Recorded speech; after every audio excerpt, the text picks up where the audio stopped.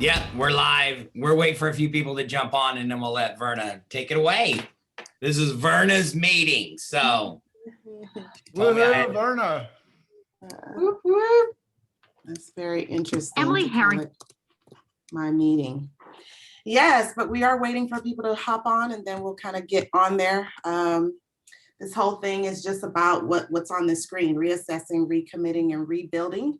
We have a couple of people here with us that will hop along on this journey of understanding what it means to reassess, recommit, and rebuild by sharing some of their stories, their journey. We have Warren Spiwak, and I'll let him introduce himself in a second.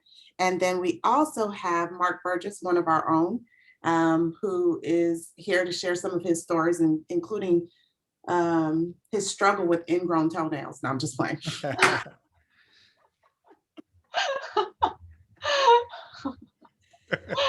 Mark always has something that keeps you on your toes, because that is what he told me when I invited him to this whole shenanigans. But yeah, it's 11:05. At 11:05, we'll kind of move forward. So I wanted to set this framework up. We know that over the last year, we've had a lot of changes to our industry, a lot of changes to just how we view the real estate market and how we go about living. And I think that we need to pause and really reassess our situation, our current standpoint. Maybe you're going out there and you're talking to your clients and people that you serve, and you're helping them reassess from a lifestyle standpoint, what life is all about, what they want to focus on, where they currently are, and where they're trying to go. And then from there, just kind of looking at how do we recommit? I mean, and this is even within your own business.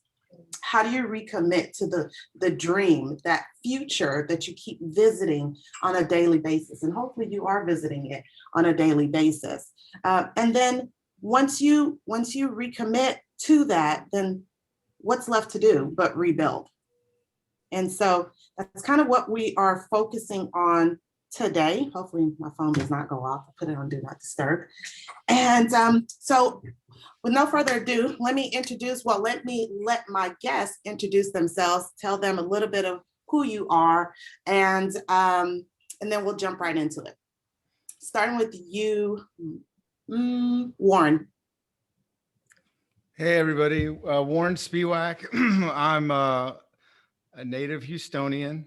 I'm an insurance agent. I've been an entrepreneur for almost 20 years.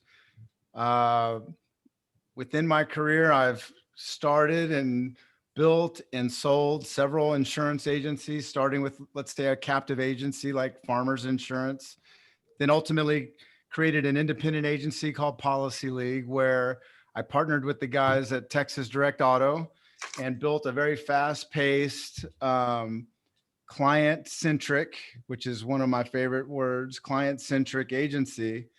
And then ultimately, while that was going wonderful and it was great and it was very much part of Texas Direct Auto, they ended up selling the dealership, which means I had to make some adjustments and basically adapt to kind of what my next steps would be, knowing that the dealership would sell and I would have to move. And then ultimately, about 3 years ago, I merged my agency with what is now the second largest agency in the country. It's the fourth largest in the world. It's an agency called Acrisure. And my life is very different now. I still do what I do all day. We have 700,000 clients within all of our partners, right? So there's 400 partners in this agency. But really my life has changed a lot in the last couple of years, where I've begun a podcasting. In today's world, you got to be digital. Mm-hmm. I've been around a lot of realtors. I dated a realtor for almost 3 years, where I got really into learning about video and digital marketing and podcasting. And I'm a big fan of the Real Estate Marketing Dude, that if you've never seen him, he's a really amazing influencer, in my opinion, for being an advocate to say for realtors, especially, that being an imperfect action taker is really where it's at. Like letting people realize who you are and what you're about is where it's at. So that's what podcasting has done for me. I'm sure we'll touch on some of that. Yeah, absolutely. We're going to touch Yep. on a little bit of that in terms of how do we, when we're looking at how do we rebuild, right? Yeah. And some of that will be on our take action steps. So Yeah. I'm gonna put a pause on that and go straight to Mark. Mark, just same thing. Tell us a little bit about yourself. I mean, some people know you, some people are new, but just go ahead and share who you are. Okay. This is actually my third 20-year career, as I call it. I spent 20 years as a full-time musician, starting in the 70s. That was last century, and which was 10 years too long, and spent 20 years in advertising sales, again, about 10 years too long. And then my wife told me I had to be a realtor. So she was right. So I went ahead and did that. And it turned out pretty good, especially that I moved into this office right off the bat, the KW. And you actually are building your team as however, well. my background is I'm sorry? You also, I'm sorry, I thought you had paused, but you also are building your team as well, correct? Yeah, after about the second year, Helen knew that I was struggling and I needed some help, and I really didn't like taking buyers out. I mean, I just don't. And she would be good at it. So she said, I'm leaving this job, I'm coming with you, and we're gonna make it work.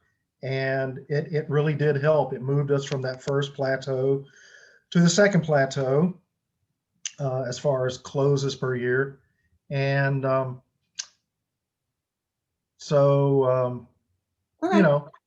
that's pretty much where we are right now. We've got a great new TC, and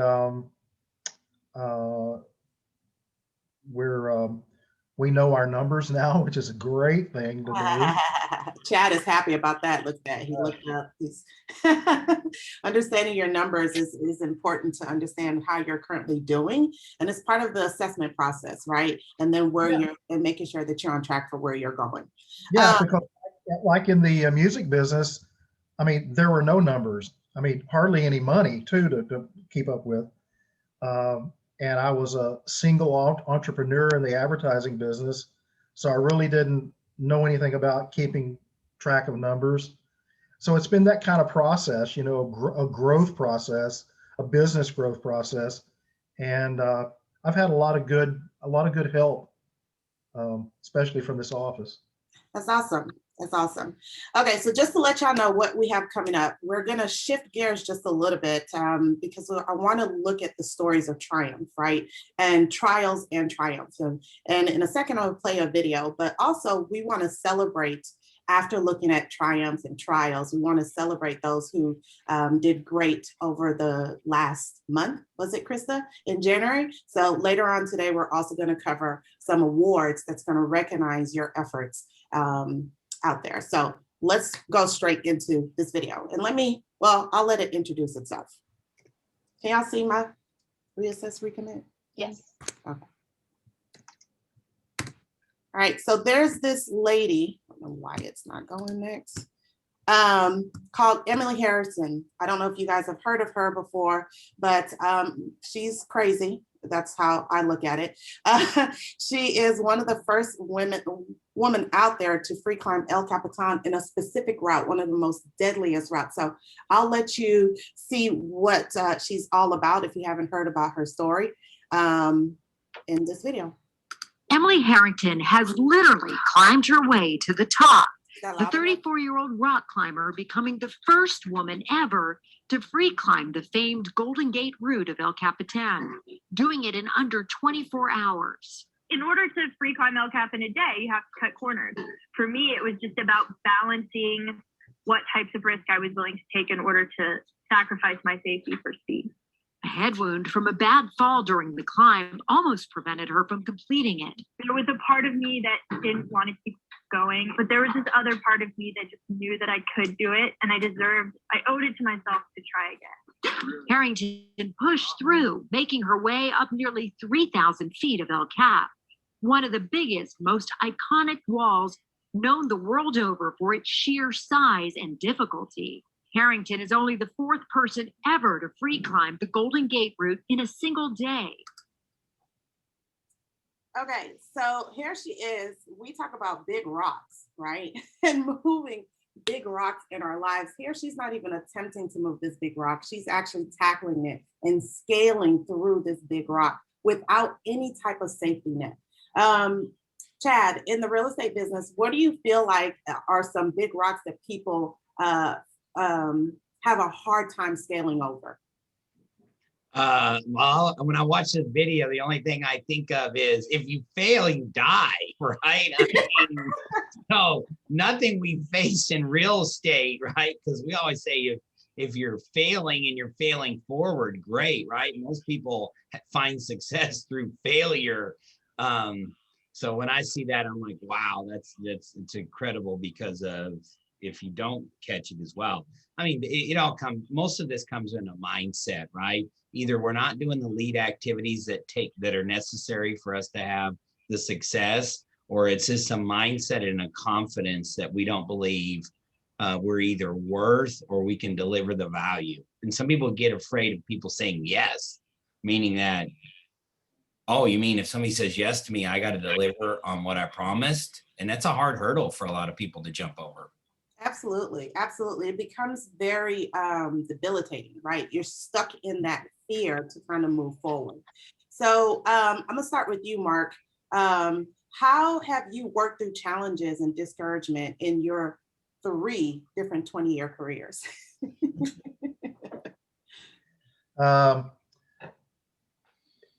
The first career, I was kind of attached to my father's dance band for about 10 of the 20 years. And then I ventured out on my own. So that was something, it was always back against the wall. It was feast or famine. Actually, not a lot of feast, mostly just famine. So just trying to keep food on the table and shoes on the kids and that sort of thing for those 20 years. The next 20 years was pretty much the same thing, just scraping by and not thinking big enough and hitting a challenge and knowing that unless I push through it, bills aren't going to get paid. Mm-hmm. Well, that's one way, obviously, to work through challenges. However, it doesn't push you forward into the next plateau, and that sort of thing. So now with the education, training, and mentoring that I've had here in this business the last going on 8 years now, the challenges are, even when they get really, really big, and some of them have gotten really big for me, is that having that big why. And mine for the last number of years is getting our business to a point where Helen can retire, which she really wants to do right now. Absolutely. And that's still on the plate, and we're working towards it. We know what it's going to take. And so when we have a challenge, it's like, okay, we're going to make this happen some way or another, and somebody's got an answer, even if I don't. And even if it looks like everything's going to crash, which is never the case, usually right. Never. Not on this rock like this lady is, right? Exactly. It looks like it's an overwhelming challenge. God's got my back. Yeah. So I don't have to worry about me falling into an endless pit, so to speak. It's just working through things and knowing that if I don't have an answer, well, Chad will. All right. What you said kind of reminds me of this quote by Tim Woods, who's another Keller Williams agent in California. He said, if you don't have a dream, then your life will be about your problems, right? You just discussed several problems that was going on in your life and different portions of your life, but you held on to a future. And Tim continues to say that your future organizes you now. It is the power of the future pull. That future kind of pulls you into gear to know what you need to focus on. So I wanted to take that back just a little bit. And Emily Harrington has. That's not what I was trying to do. Emily Harrington has literally. Okay, look at, because Chad mentioned FAIR, and then Warren, I'm gonna give this to you on how do you handle FAIR, but I want you guys to listen to what Emily had to say about FAIR, because they asked her, they said, you know, we understand that some people talk about conquering FAIR. There was another guy who did the free climb, which is how I found out about this crazy mess in the first place. His name was Alex. And it's like he doesn't even have FAIR, but we know that FAIR can be very debilitating. So let's look at what she says about how she handles FAIR. I, for one, feel fear all the time. I am afraid. I deal with my fear pretty constantly in climbing. And I think more than anything, the idea to get past is the idea that you have to beat your fear, that you have to conquer your fear. I don't actually believe that that's a thing that we can do. I think once you feel it, it's there, and you kind of have to exist with it and learn how to move through it. So for me, it's less about conquering my fear and beating it, and more about sort of sitting with it and understanding it and recognizing why it's there, and then taking the steps to move through it and to almost use it in a way, almost become comfortable with that emotion and just sort of let it be, even though it's uncomfortable. I feel. So Warren, what are your ahas about that, and how have you handled your fear in the past? Is it similar? Is it different? Any suggestions? You're on mute. You're on mute. That is such a Zoom cliche thing to say, isn't it? Yes. Okay, well, I was just gonna quickly say, so when it comes to fear, you know, a lot of times, like, I'm very much somebody who really thinks that, like, every single person on this call, right? You all have your own story. And I think where we all get kind of freaked out when we're presenting to people, or when we're going to a listing appointment, or when you're meeting someone for the first time, or you're dealing with a difficult challenge in your career, is if you feel like the whole world is on your shoulders and it's out, if you feel this resistance that it's outside of your expertise, it's very intimidating. And of course you're going to feel fear. Fear is one of those big F words, right? No. Mentorship, or seeing what Verna's doing as far as being a team lead, you're really better together. But I want to say this about fear, and I want to say it because it is 2021. And if you look at people like Noelle Nielsen, who in the videos that she does, I'm going to keep talking about video for you guys, because every single one of you owe it to yourself to be on video and for people to get to know you. I will tell you right now, I am doing more deals than I've ever done, not because I'm pretending that I know everything. The reason why people are coming to me, and you can look at my LinkedIn or my Facebook and see these videos, is I'm not perfect. I'm very vulnerable. And what happens is I am my own authentic self. And so all of you guys, and I'll give you kind of an example. If one of you are really into yoga or into wine or whatever, those are things that really people relate to, but we often, due to fear of like people judging us or whatnot, we don't say what's on our hearts. We don't say what's on our minds. And so my thing about fear is more to say that where, in a professional sense and from a sales standpoint and from a digital media point of view, you guys need to be circling the wagons around any fear you have from marketing yourself and sharing your thoughts and your ideas. And I'm gonna end this with one kind of visual. If we were getting on a fishing boat, do we want the captain to say, "You guys are gonna have a damn great day of fishing. You are with the best damn captain you could be with"? That would be option one. The other one would be the captain is going, "It might be pretty good. I just want you to know, like, I'm all right, but I think we might find some fish." It's like there's two different mentalities. And so my thing about fear would say to tell all of you and anyone that I meet, and my own children, I mean, this is just something I work on myself too. I don't have it figured out, but it's that we have to be comfortable being ourselves, and like we have to be confident and that what we do is the right thing, because that will fuel business and relationships. And it will also help you have that mentorship, right? The ability to help others and to get helped by others really requires openness. So that would be my message about fear. Thanks so much, Warren. Perspective matters. That's what I heard from what you said, right? I put out a video out there from a TED Talk on our closed Facebook group on perspective itself. Our perspective becomes our reality. And so how you look at a situation will help you move and process through your fear so you can get on that other side. So I wanted to also look at what Emily had to say about just being uncomfortable and how growth is on the other side of this level of uncomfortable, right?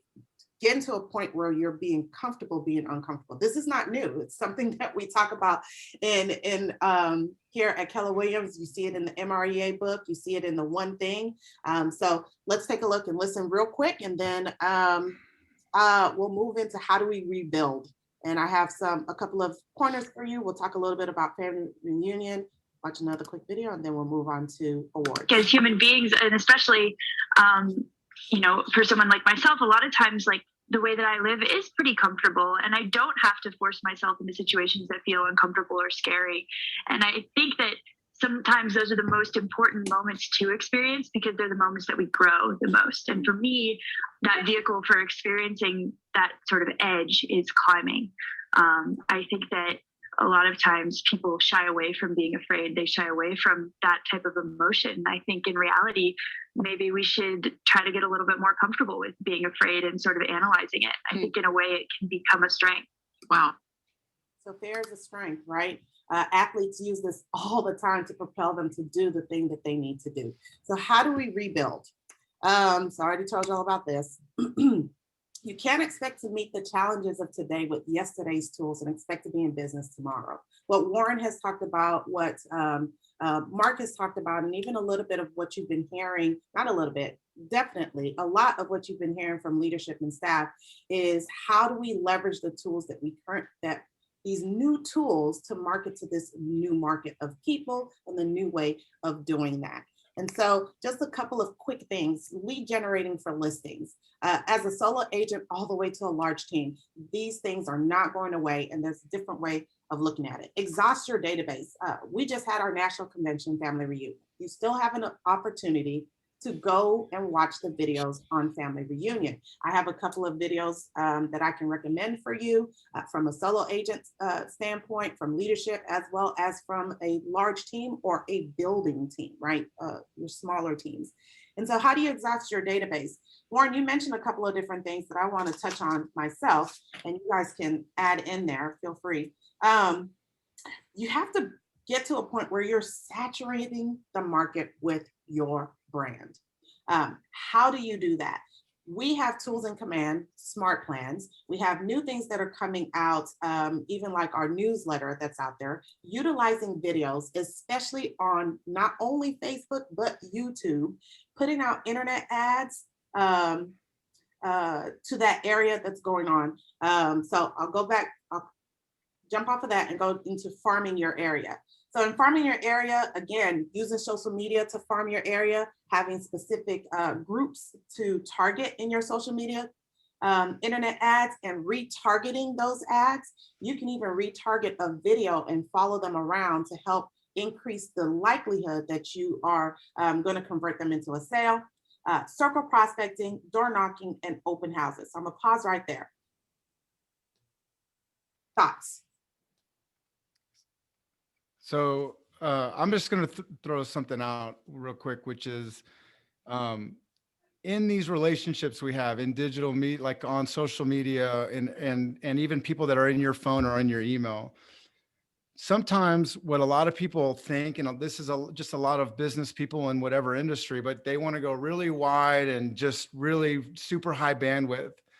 But really what feels really comfortable and what's going to give you more, in my opinion, a deeper relationship is to go deeper with people.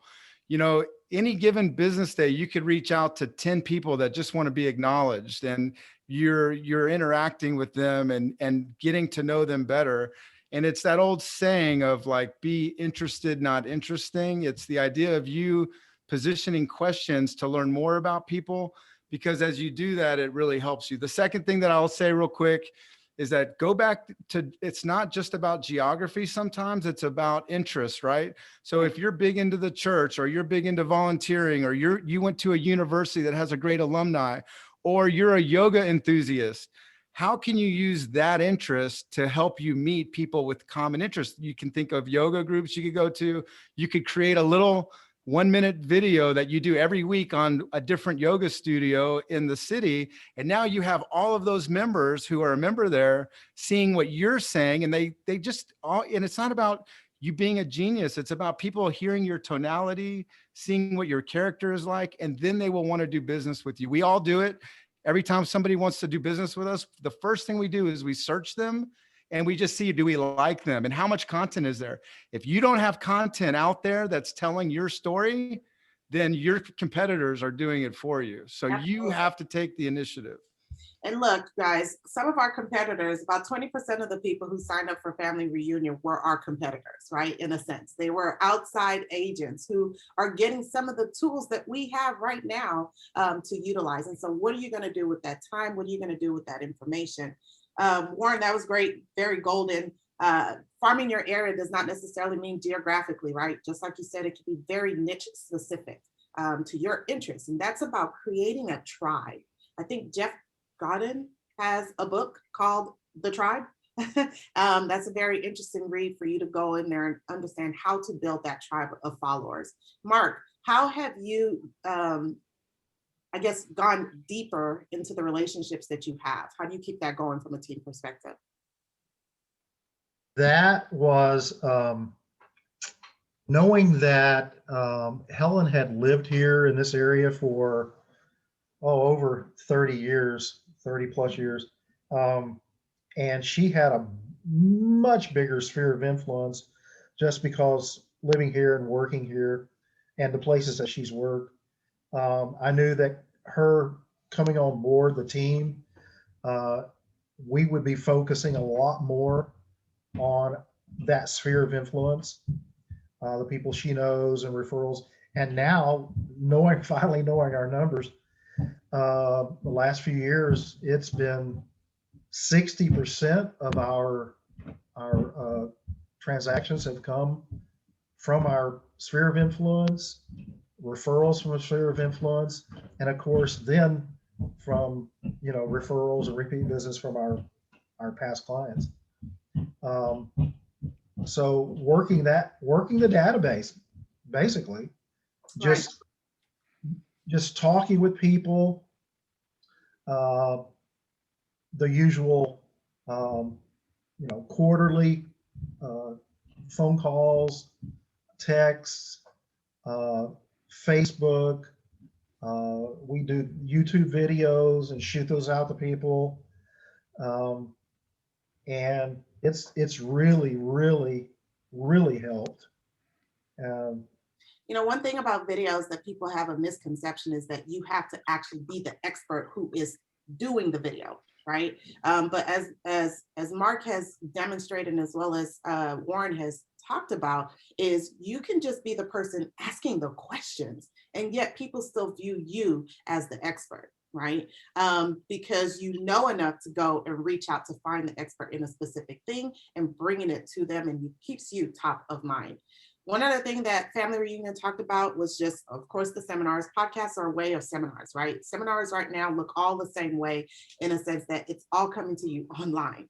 And so anytime that you are having a presence online, you can take that opportunity to be seen as the expert, not necessarily because you have all the answers, but you're asking the right questions.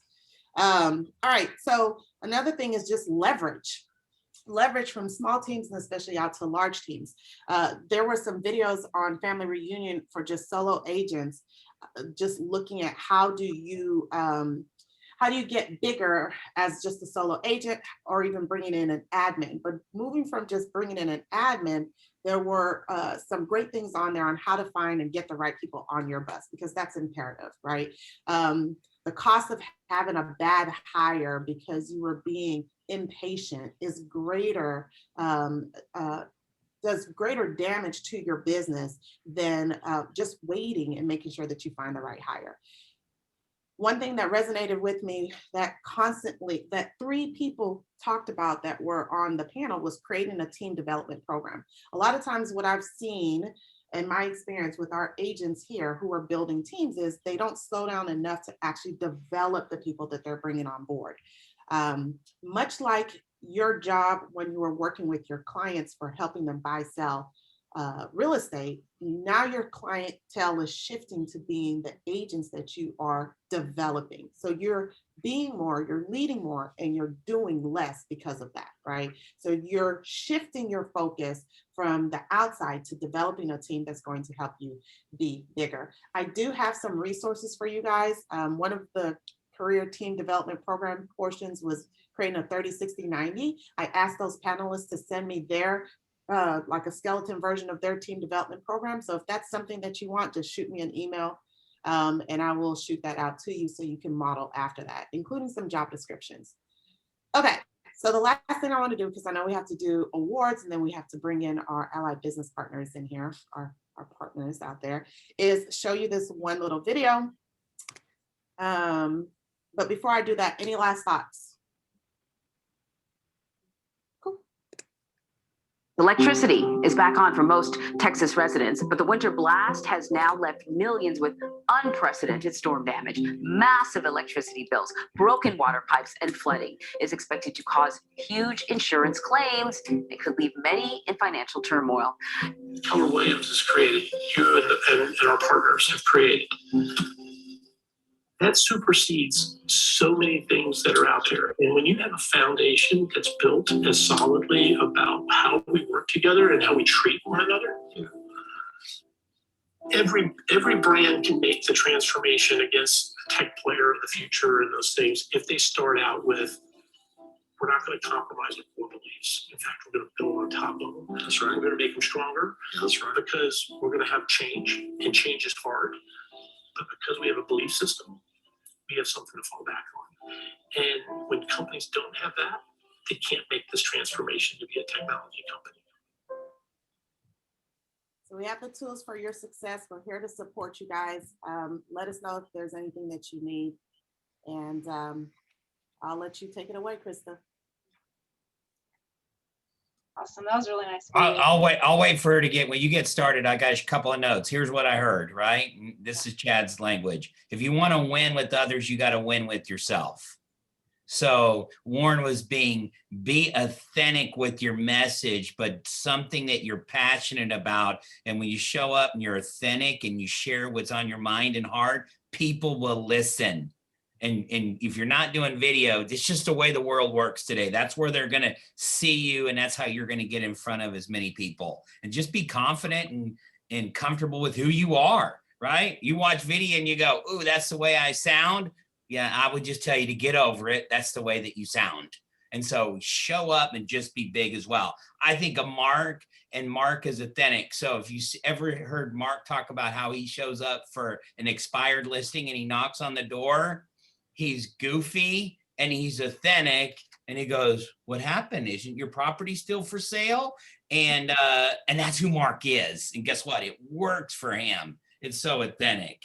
And so how you think and the way you show up matters. So just be authentic and show up in front of people and you mess it. And here's the good news is if we fail, we're not falling off El Capitan and we're dying, right? We can get up and go compete for the next day. Absolutely. Thanks Good, for that. good message today. Thank you guys, Warren and Mark. That was good. If you're ready, I actually have some market slides to go over as well for today. I was hoping to jump into that right before we get into awards. Because, you know, like Mark was saying, it's important to know your numbers and to know the numbers of the market around you and what's going on, and helps you be the local expert of choice. So I have here, can you see my listings taken screen? Yes. Okay, perfect. So this is the stats of our market, our Fort Bend area compared to our office in the month of January. So I'm comparing in this slide January to December. And Chad's mentioned this before. we need more listings. This is across the board. Even nationally, the total number of listings is just down. It's the same in our area, in Houston, HAR, and Fort Bend, and our office is seeing it as well. So we definitely have an opportunity for listings. However, from December to January, we did see an increase in listings, right? So we took on listings more than what we took on in December. So we increased at a rate of 32.5%, and the Fort Bend area increased at a rate at 18.6%. But just to give you an idea, so this year we took on 106 listings, but last January we had 117. So we're not too far off compared to last year, but we still have a huge opportunity for growth. And he who controls the listings controls the market. Absolutely. So we have all the tools that are necessary to go out there and just disrupt the market. And this is the time to do it because we're in a shift economy. So yes, that's exactly right. And so where, you hear about buyers having trouble finding homes. Well, if you want to be on the selling side of a home, represent the seller, because then you're going to have, the likelihood of getting that home sold, especially if it's priced right and in good condition, is very, very high and very quick too. We've mentioned it in other team meetings this year's going to the next slide about circle prospecting and how that's key in this time period right now. So that's one of the things that we can use. If you need to work on scripts, let us know. We'll address that with you. Yeah. Also, I want to highlight the contracts on our listings have increased. Now, this slide is highlighting from January to January. So we saw an 81% increase in contracts written, right? Well, and you're asking, why am I highlighting from January to January for contracts written? We are selling listings at a higher rate than what we're taking them on. So this is a really exciting number to share, right? We do need more listings, but the ones that we've had in inventory, we're selling them. So 81% increase over last January, but the local area only saw a 44.7% increase. So that's an exciting story to share. We also closed a lot more buyers. So this is also compared to last January, 110% increase in buyers, which, I mean, if you think about that for a second, how many agents are experiencing multiple offer situations with their buyers and having challenges getting their buyers into homes? Well, if your buyer's looking for an agent that's going to get them into a home, show them these numbers. We are getting more buyers into homes compared to last January, as opposed to the market that only saw a 37.3% increase in buyers that are closing. So that's a really cool number to share. And then the last one that I like to share with you guys is the total closings, right? This is buyers and listings sold, increase of 48% over last year, and the market only 37.3%. And then I like to share also, do you see the local expert slide? Mm-hmm. Okay, so this is a one-page layout of everything that I just talked about. So this is great to use if you have an open house or if you're going door knocking. You brand it to yourself with your own picture and your own contact information, because that's what we believe here at KW, big agent, little KW. We get to support you and power your business. So here, it just goes over the basic stats, right? The listings, the listing contracts, the buyers, and the total closings. So perfect one-page flyer to use and to show that you are the local expert of choice.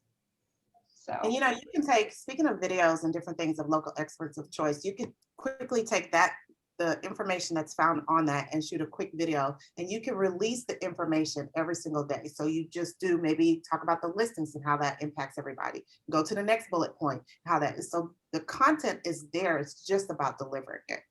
Right. And so if you want to find these slides to use them for your business, I will post them on my KW Connect page. If you already follow me, you'll get an email when I post those this afternoon. If you don't follow me and you need to find them, just email me. I'll shoot you the link to go to, and you can click follow so that every time I upload, you just get an automatic email. So pretty simple. Good. All right. Well, I'm ready to jump into awards now. You guys ready to get rocking and rolling? Awesome. Rock and roll. Okay. All right. So I got my awards up here. Yeah, I always love recognizing our agents. I know that they work so hard and they're so deserving of recognition. So we had a lot of agents to recognize for individual listing units from January. This is because we had a what is that, 7-way tie for second place. Mhm. So, you get the listings, you're going to get on the board. So in first place for individuals, we have Jamie Castens with 4 listings taken. And then for second place with 3 listings taken, we had Denise McClarty, Sapna Patel, Jamie Williams, Joyce Castillo, Karine D'Souza, Nazneen Danani, Robbie Yansky, and Sahar Khatib. So great job to all these individual agents. Just super exciting to see you guys. And I see some new faces here. And I just got to point out, guys, this is such a beautiful picture and just reflects the diversity of our office. You just look at all the just different people up here, and I love seeing this. So great job. Here we have our top teams for listing units. In first place was the Diaz team with 3 units. And then we had a 4-way tie for second place with the Lone Star team with Laura Parks, Real Estate Ross team, that's Ross McKeithrin, the Day team, Mike and Linda Day, and the Marta Mohan team. So congrats to all of our top listing teams. And then our groups here, we have the Audra O'Neill team leading the way with 8 listing units taken, followed by the SIA group, the BNP team, and the Kathy Stubbs team with 4 listings taken. And then third place, 3-way tie with the Kimbra V team, Mona Knows Homes team, and the Butch Watterson team. So great job to all of our groups. And then for our listing volume, right? When you have the units, the volume will follow. In first place, we have Sapna Patel with over $2 million in listed volume. So great job, Sapna. Followed by Jamie Castens with 1.6 million in listed volume, Karine D'Souza with 1.55 million, Nazneen Danani with 1.53 million, and Brandy Zimos with just shy of 800,000 in listing volume. So great job to all of our individuals. That's some good numbers. And then for our teams, we have first place the Marta Mohan team with 1.2 million in listed volume, followed by the Real Estate Ross team, the Day team, the Lone Star team, and the Home Coach group, which is CW and Ann Ross. So way to go to our top listing teams. And then our groups, Audra O'Neill team leading the way with 3.2 million in listed volume, the BNP team with 2.4 million in listed volume, the Kathy Stubbs team with 1.7 million, the SIA group with just shy of 1.5 million, and the Mona Knows Home team with 1.1 million. So good job to our groups in listing volume category. Now, also exciting after you look at your listing volumes is the closed units, right? This is all what we go for. So we had 8 people we wanted to recognize, a 3-way tie for first place with Joyce Castillo, Nazneen Danani, and Robbie Yansky with 5 closed units in the month of January. And then a 3-way tie for second place with Angela McDaniel, Dana Adewuya, and Sahar Khatib with 4 units. And then third place, we have Jose Montiel and Melanie Horn with 3 units. Good job. So great job. And I see some new faces up here, which is also very exciting. So great job to all of our agents. Our top teams are the Diaz team that closed 11 units in the month of January, followed by the Flores team, Sharon P. Realty Group, and the Home Coach Group. So great job. And we see Sharon bumping on up in here into the team category. Way to go, Sharon. And then here in our groups, in first place, closing a whopping 25 units in the month of January was the BNP team. So great job, Imran and Pinky. You guys were really busy. Followed in second place by the Audra O'Neill team with 16 units, the Kimbra V team with 8 units, the SIA group with 7 units, and the Mona Knows Home team with 5. So that 25 units is a really big number. That takes a lot of organization and a lot of it takes a lot to close that many units in 1 month. So great job. Our top adjusted close volume for individuals, and remember, adjusted close volume is based on a 3% commission. In first place, we have Nazneen Danani with 1.5 million. Second place is Sapna Patel with just shy of 1.2 million. Third place is Robbie Yansky with 1.1 million. Fourth place is Joyce Castillo with just over $1 million. And just below Joyce, difference of like $15,000 was Sahar Khatib. So y'all were right there neck and neck. Great job to our top closed individuals. Top teams, the Diaz team with 1.9 million in closed volume. The Flores team with 1.1 million. Followed by the Burgess group, whoop, whoop, Mark representing, And the Sharon P. Realty Group and the Day Team in 3rd, 4th, and 5th.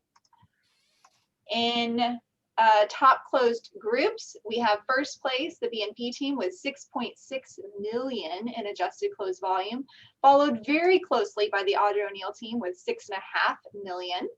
And then the Kimbra V team with 1.9 million, followed by LaDonna Parker's team and the Mona Knows Home team. So great job to our top closed groups. And then here's our Triple Crown award winners. Triple Crown, they're single agents that closed 3 or more homes, not leases, in a month. So we had 5 agents that qualified in the month of January: Dana Adewuya, Joyce Castillo, Sahar Khatib, Robbie Yansky, and Jose Montiel. Jose, first time up there. Good job. I know, yeah, you're seeing his face a couple more times on things. Great job. And then also recognizing our Kelliversaries. We have celebrating 1 year, Ora Poe, Oluwatoyin Adeogopa, I apologize, Tony Almau, Jack Avon, who's been with KW but 1 year with us, Samuel Ayo, Patricia Chianuma, Bertie Cobb, Christina Dedouche, Patricia Guerra, Jacob Hare, Tammy Harris, who's also been with KW for a while, but been with us for a year, Jessica Herrera, Elle Hill, Sonia Chernak, and our very own Greg St. Ford. Congratulations, Greg. You've made it a year. Yeah. You put up with Chad for a year is what I should say. Great job. I think he's aged. No. No, he's been an asset. We've really appreciated having Greg here.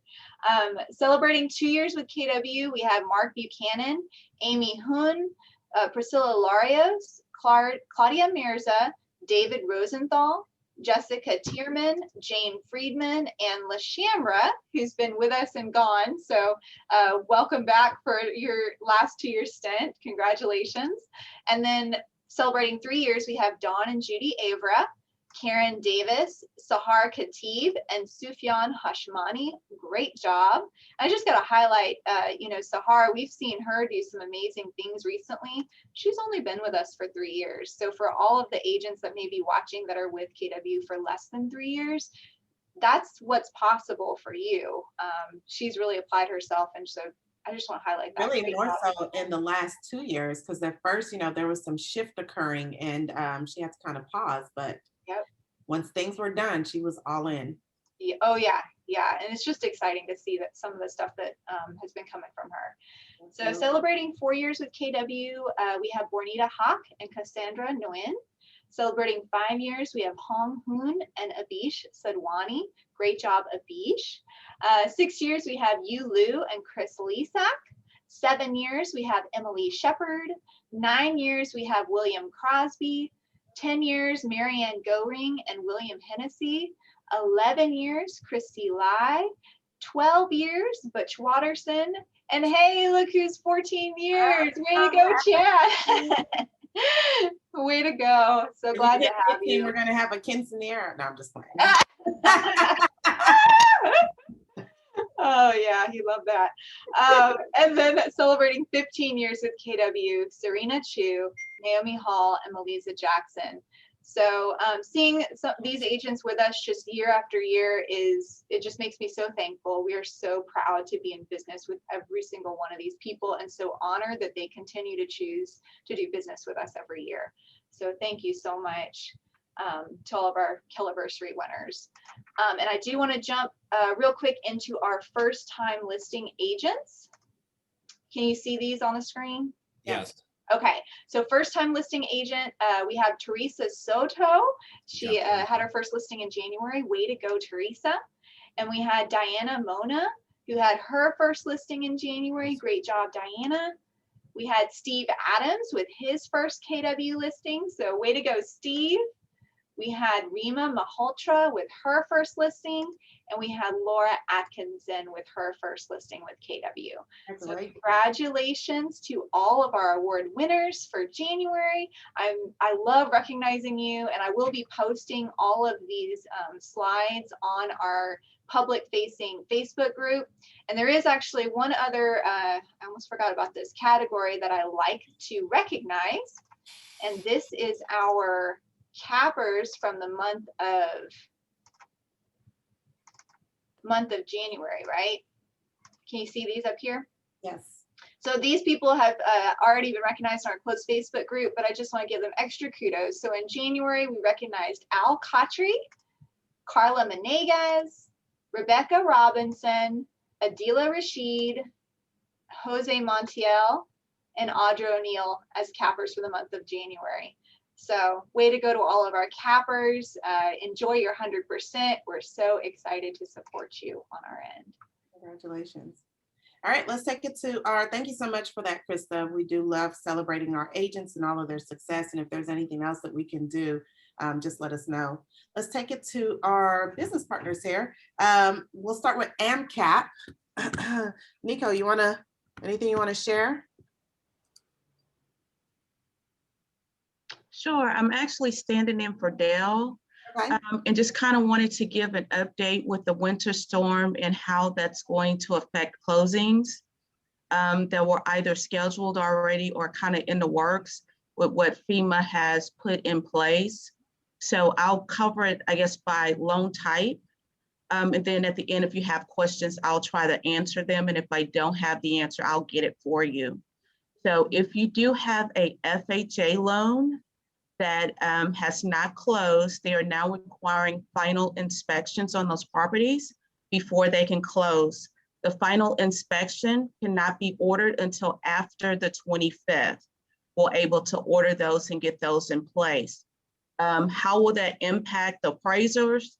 The original appraiser who went out is the ones that they're wanting to go back out to do the final inspection. So that may put us a little behind on appraisals. So we're just asking that you definitely just be patient with us because we're going to get backed up with the appraisers. So that's one thing on the FHAs. If you do have a VA loan that is out, a final inspection is not required. However, we do have to certify that the property was not damaged. So we are requiring either the realtor can go out and take photos. We do have to have photos of every room because that will be matched up with the appraisal as well as your exterior photos. There's 7 exterior photos, which will be the front of the property, the right side, the left side, street view, the street sign, and then the house number. And then you'll just send that information into your loan officer and they'll get that information forwarded so we can have the certification done so we can go ahead and close on that loan. If it is a conventional loan or a USDA loan, we only require the exterior photos, which will be the front of the property, the right side, the left side, the street view, the street sign, and then the house number. That's all required on those. Sounds great. Thank you so much for that information. If you guys need more information about that, just reach out to the AMCAP crew, Nico and Dale and everybody else out there. Okay, let's move on to Reliant Energy. Yuyi, what do you have for us? Hello, everybody. I hope everybody is okay now. So I bet you guys hear from the news, the electricity price went up a lot for some company like Griddy. During the storm, they charge a customer $9 per kilowatt. But so that's not going to happen for Reliant. So all the way still the same, okay? Because we are the biggest company, electricity company in Texas, okay? So not to worry about that.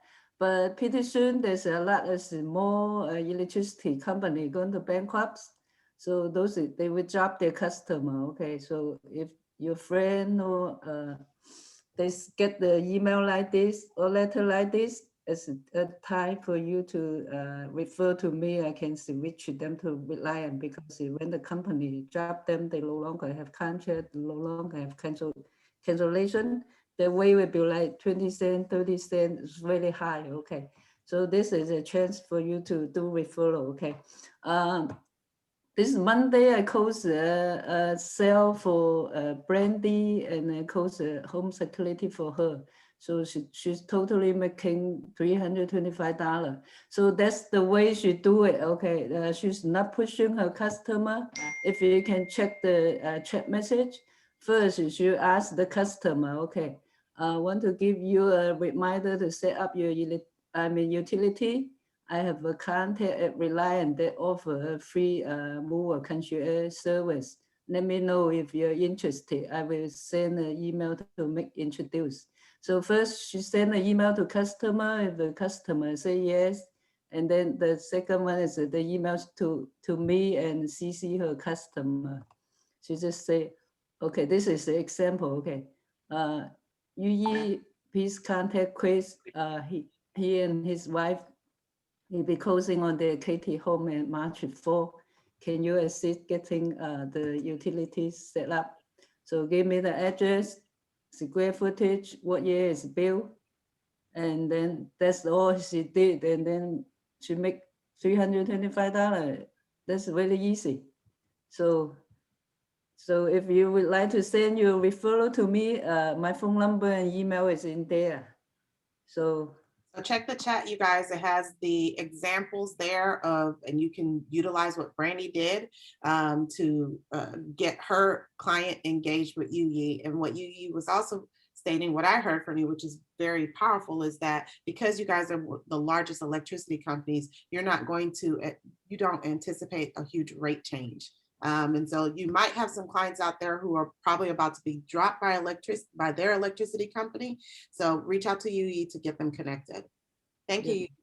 Yeah, also, I mean, like the way Brandy is doing, I mean, my closing way with her, I mean, I closed more than 10 sales for her. I mean, I closed all her referrals. So it's easy. Yep, I mean, a lot of people need to get on it.